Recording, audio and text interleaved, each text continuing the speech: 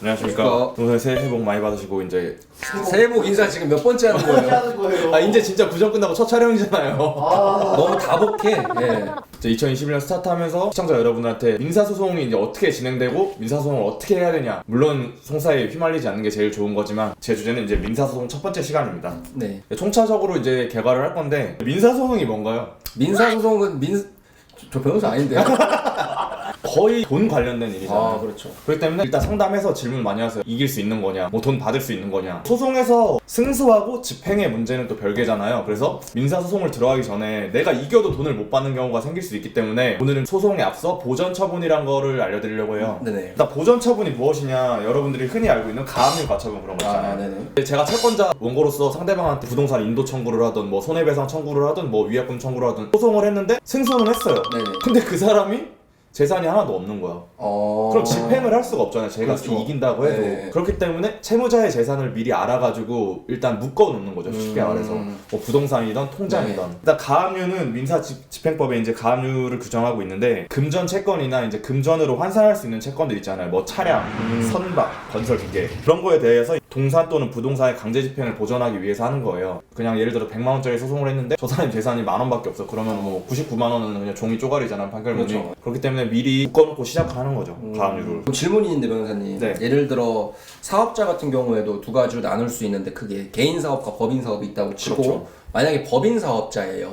근데 거기 근무했던 뭐 근로자들이 있을 건데 네. 그 사람들이 법인 사업자로부터 임금을 못 받았어요. 네. 그래서 임금 관련된 소송을 진행하게 된 거죠. 네네. 그러면은 상대가 법인이잖아요. 네. 그럴 경우에는 가처분, 보전처분을 뭐 어떻게 좀 진행을 해야 될까요? 일단 제일 좋은 게 뒤에도 말씀드릴 거지만 통장에 일단 현금을 묶어놓는 게 제일 좋죠. 근데 네. 그거는 가처분이나 이제 가압류를 할 보전처분을 할 때 담보 제공 명령이라는 게 나와요. 이제 채권자한테 공탁을 걸라고 하는 거죠. 네네. 그렇기 때문에 통장을 묶는 경우에는 현금 공탁 비율이 되게 높아져서 부동산 있는 경우에 부동산에 가처분 해놓는 게 제일 좋습니다. 그래요? 그게 제일 확실하고 일단 가처분을 왜 해야 되냐, 이제 소송을 하는 동안 소송이 뭐 하루아침에 끝나는 게 아니잖아요. 그렇기 때문에 권리나 또는 법률관계에 많은 변동이 생겨요. 그동안에 짧으면 6개월 뭐 길면 수년이 걸리기 네. 때문에 승소 판결을 하더라도 강제 집행 단계에서 채권의 만족을 얻을 수 없기 때문에 보전 처분을 하는 거고, 채권자가 이만 소송에 승소해서 내가 이 사람한테 뭐 5천만 원의 청구권이 있다, 그게 이제 확정될 때까지 잠정적으로 채무자의 재산을 보전해 놓음으로써 피해와 위험성을 최소화하는 거죠. 가압류를 하려면 이제 제가 그 사람한테 어느 정도의 채권이 있다, 그걸 이제 소명을 해야 돼요. 피보전 권리라는 게 있어요. 제가 그 사람한테 채권이 있다. 그 다음에 이걸 왜 보전을 해야 되냐, 이 사람이 은닉을 할 수도 있고 이 사람이 뭐 도박을 많이 하는 사람이기 때문에 재산을 탕진해 버릴 수도 있고, 아니면 뭐 사치가 심한 사람이기 때문에 뭐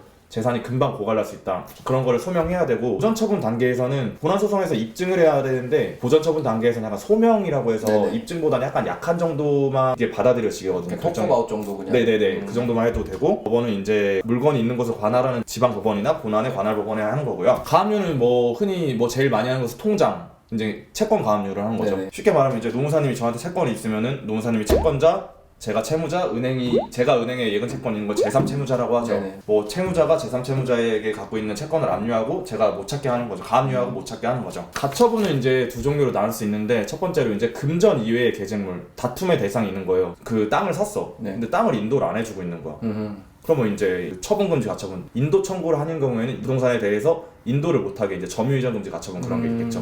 근데 가처분도 이제 민사집행법 제 300조에서 규정을 하고 있는데, 방금 말씀드린 것이 제 1항이고요. 이제 제 2항에서는 다툼이 있는 권리관계에 대하여 임시의 지위를 정하기 위한 가처분을 규정하고 있어요. 제가 회사의 이사인데 이사의 권리가 이사의 뭐 지위가 있는지 없는지 모르면 뭐 저에 대해서 이제 직무집행정지 가처분 그런 게 있고, 영업중지 가처분. 이제 이런 가처분을 결정을 받기 위해서는 보통 법원에서 담보 제공 명령이 나오거든요. 그 담보 제공 명령이 나오는 이유에는 아까 말씀드렸듯이 이 보전 처분이라는 거는 약간 낮은 단계의 소명만으로 된다고 했잖아요. 네. 그래서 약간의 소명만으로 결정이 나오기 때문에 후에 채무자가 오히려 피해를 받을 수가 있어요. 뭐 돈이 묶여 있어서 뭐를 못했다든지, 이 부동산이 묶여 있음으로 인해서 일을 진행 못했다든지, 그렇기 때문에 현금 공탁을 해야 되는 경우가 많이 나오거든요. 그렇기 때문에 부동산에 가압류하는 게 제일 좋아요. 이게 가압류가 조용히 진행돼서 결정된 다음에 이제 채무자가 알거든요.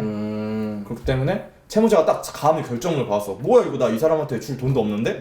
그러면 이제 가압류 이의를 제기할 수 있죠. 네. 그리고 또 이제 보전 절차 설명해드리고, 또 제일 중요한 부분인데, 많은 분들이 제가 이거 이기면은 변호사 비용 다 받을 수 있나요? 그런 질문 많이 하시잖아요. 네네. 내가 이거 고소해서 이 사람 뭐 유죄 받으면은 소송 비용 받을 수 있나요?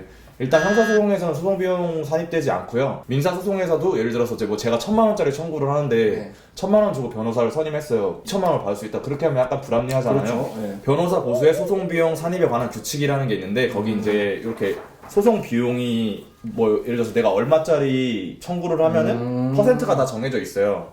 무조건적으로 제가 뭐 1,000만 원짜리 청구를 하는데 뭐 1억을 주고 변호사를 선임했다. 그러면 약간 그렇죠. 앞뒤 예. 이상하니까 최근에 2020년 12월 28일 개정돼서 되게 세세하게 해놨더라고요. 일단 300만 원까지는 뭐 소송 비용이 30만 원밖에 산입이 안 돼요. 아. 그래서 예를 들어 300만 원짜리 소송 이기면 30만 원 받을 수 있는 거고 그래요? 그 뒤에 그 밑에도 이제 쫙 뭐 5억 원 초과 뭐 3천만 원 300만 원부터 2천만 원까지는 뭐 10% 이런 게 다 세세하게 규정되어 있다. 무조건적으로 내 소송에서 변호사비를 썼다고 해서 그 변호사비를 다 보전받을 수 있는 것은 아니다. 근데 갑자기 궁금한데 네. 그럼 변호사님은 가장 큰 액수 소송은 얼마예요? 대형 펌이라 한 거 뭐 10억 넘는 것도 있었고 예. 비용은 되게 천차만별인 것 같아요. 정말 100얼마짜리 소송도 하고 있는 것도 아. 있고 그렇기 때문에 무조건적으로 변호사비 비용을 선임했다고 저는 이거 상담할 때 항상 말씀드리거든요. 그렇군요. 네. 나중에 대해서 또 의뢰인 분들께서 네. 이런 거를 간과하시고 무조건 나는 그럼 이기면 받을 수 있는 줄 알았다 그런 분들이 계시기 때문에 그런 분들이 계실 수도 있기 때문에 저는 이걸 상담할 때 무조건 안내해드리고 보여드려요. 일단 민사소송을 진행하기 전에 여러분들이